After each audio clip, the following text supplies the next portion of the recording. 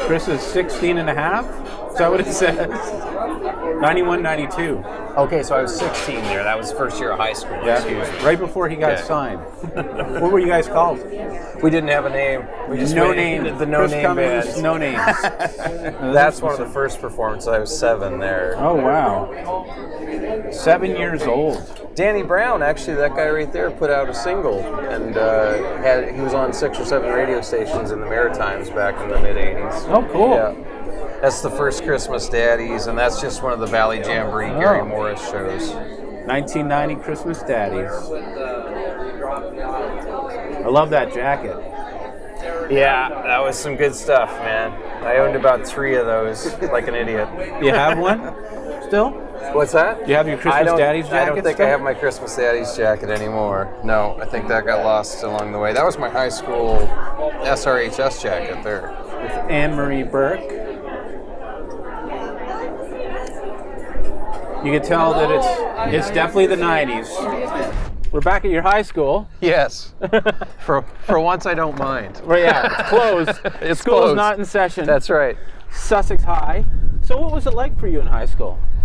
It was a good high school experience. You know, I was the type of kid who didn't have a huge number of friends, but a lot of Right. close ones. The close-knit circle that we had.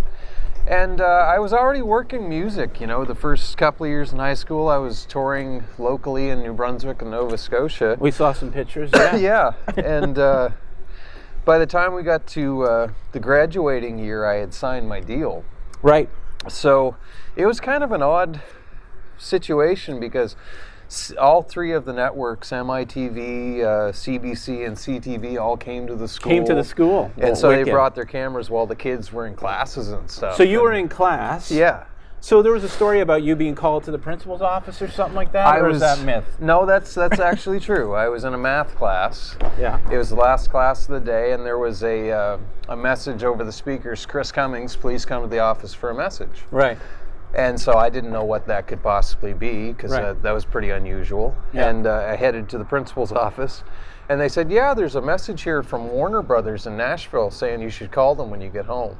Wow. And I think my Who gets those calls? yeah. So I called after school, and that was the day where they informed me, I think by Peter Leggett's instructions, kind of surprised Right. me, that I had been signed to a development deal with them, which was pretty cool, and I started going to Nashville right after that. Right. That was the big leagues, being called up to the big leagues. It was quite Spring a thing. training. Yeah, it really was. I thought music. I was in trouble for a second. I was Yeah. trying to think what I had done that week that Yeah, might yeah. get me called to the principal's Well, I was office. called to the principal's office, but it wasn't for a record deal. You know. I played my prom with a band called Sweet Temptation. You remember them? Really? Sweet Temptation? You remember Sweet Yeah, Temptation? Yeah, they were kind of working with me at the time on a bunch of shows. So the school hired us to do our own graduation, which was pretty cool. And And they paid you. I only got paid a very small amount to do that. You graduated, though. The band got paid. Right, Yeah. One of the deals was I couldn't make too much money off No, it, no. so I think I made $100 or something. Pretty cool nonetheless, Yeah, though. for sure. Paid for the tux, right? Yeah, actually. What a great way to leave high school. Yeah.